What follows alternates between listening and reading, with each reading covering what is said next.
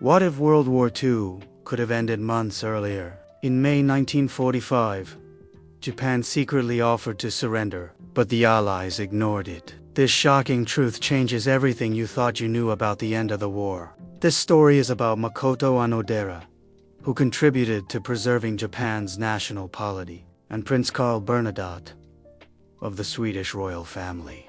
First, let us review the background that led to the end of the war. On August 10, 1945, Japan accepted the Potsdam Declaration on the condition that the national polity be preserved, and sent this message via the Swiss and Swedish ministers, both from neutral countries. When the Potsdam Declaration was issued on July 26, there was no mention whatsoever of the emperor's responsibility, so Japan could not accept it at that time. From the American perspective as well, they had successfully conducted the world's first nuclear test on July 17 during the Potsdam Conference, so it is certain that they wanted the war to end after the atomic bomb was used. Another reason was that, based on the agreement made earlier at the Yalta Conference, the United States was waiting for the Soviet Union to enter the war within 3 months. Since Japan made no comment after the Potsdam Declaration was issued on July 26, the United States dropped the uranium-235 atomic bomb on Hiroshima on August 6. The Soviet Union entered the war on August 8, and on August 9, the plutonium-239 atomic bomb was dropped on Nagasaki. Japan communicated its acceptance of the Potsdam Declaration on August 10th, and on August, Emperor Showa announced the imperial rescript accepting the declaration through the broadcast, known as the Gyakuin Oso, bringing the war to an end. Many Allied nations consider not August 15th, but September 2nd, the day Japan signed the instrument of surrender as their war commemoration day. The common narrative says Japan surrendered because atomic bombs were dropped and the Soviet Union entered the war. But Japan's condition for surrender was the preservation of the national polity.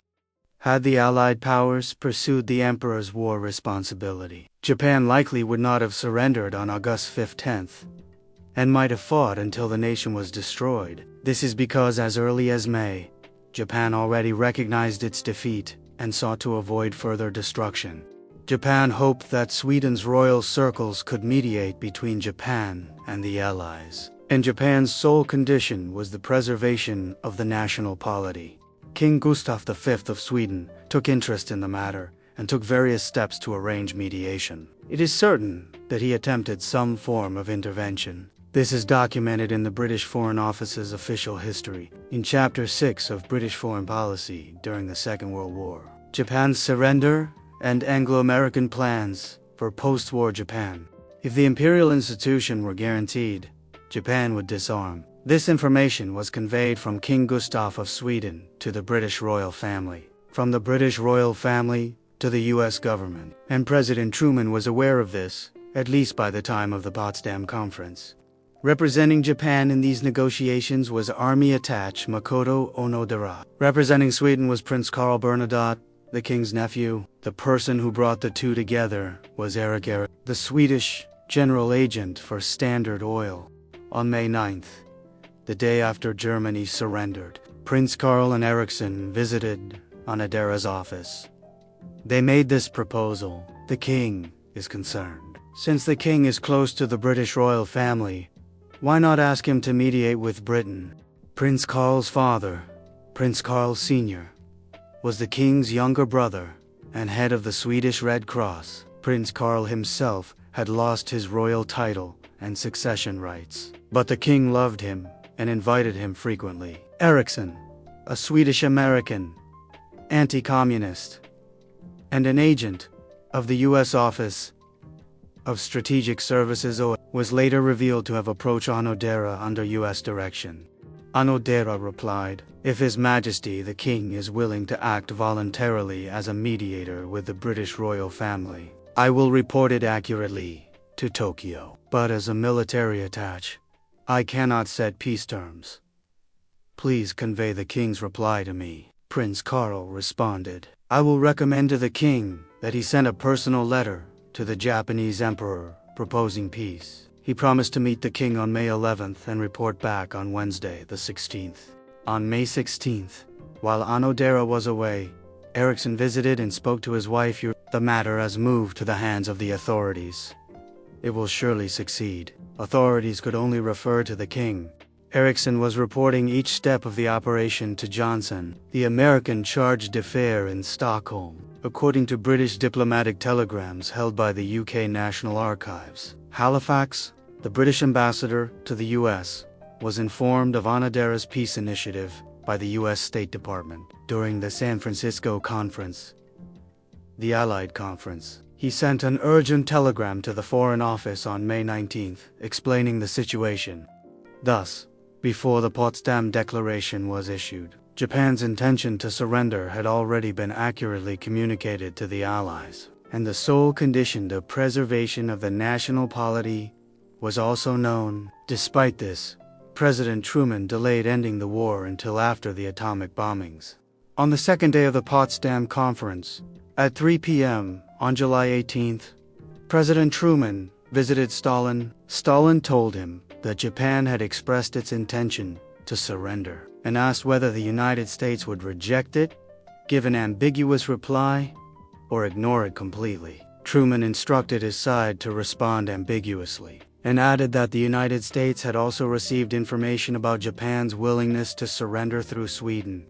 This suggests that the Potsdam Declaration deliberately did not include the guarantee of preserving the national polity, the emperor system. Truman even showed Stalin Onodera Makoto's telegram, which indicated that Japan wished to keep the emperor. Stalin, as a communist who wanted to abolish the emperor system, opposed the idea. However, in the end, the United States overruled Soviet opposition and succeeded in having the emperor system preserved. It is certain that Onodera's peace efforts contributed to this diplomatic victory for the United States. Still, the US may have compromised by waiting for the Soviet entry into the war or for the atomic bomb. In any case, after Germany surrendered in May, it would have been possible to bring Japan's war to an end much earlier. How then did Onodera Makoto, who worked so hard to preserve Japan's national polity, build such deep trust with Prince Bernadotte of Sweden? A symbolic episode illustrates their relationship. When Onodera passed away on August 17, 1987, at the age of 89 years and 11 months, a condolence letter arrived at his home in Satagaya, Tokyo, from Prince Bernadotte, addressed to Onodera's wife, Yuriko. On stationery marked with a crown and the initials CB, he wrote in his own hand, "To Mrs. Yuriko Onodera and the family, I offer my deepest condolences on the death of my old friend, Makoto. Onodera, he was a man of the highest honesty and integrity. That is why I will always keep him among my brightest memories." This is an episode that should be included in Japanese history textbooks. By the way, his wife Yuriko was the translator who introduced Mumin to Japan. Even today, the Japanese Imperial Family and the Swedish Royal Family share very close ties, and we Japanese should look at Sweden with deep respect. Makoto Onodera had also learned of the secret agreement at the Yalta Conference, in which the Soviet Union promised to enter the war against Japan within 3 months. Yet the Japanese government continued to trust the Soviet-Japanese Neutrality Pact and kept asking the Soviets to mediate a peace settlement. Ultimately, on August 8th, before the deadline, the Soviet Union entered the war. Only 2 days before Japan accepted surrender, the Soviets invaded Manchuria, the Korean Peninsula, and the Kuril Islands, with a total force of 1.57 million troops, leading to a series of battles with the Japanese forces stationed there. As a result of Truman's decisions, the world paid the price of expanding communism and establishing nuclear deterrence, laying the foundation for the Cold War between the United States and the Soviet Union. It is a tragic irony of history. Please subscribe to the channel and give this video a like, and please share it widely and send us your thoughts.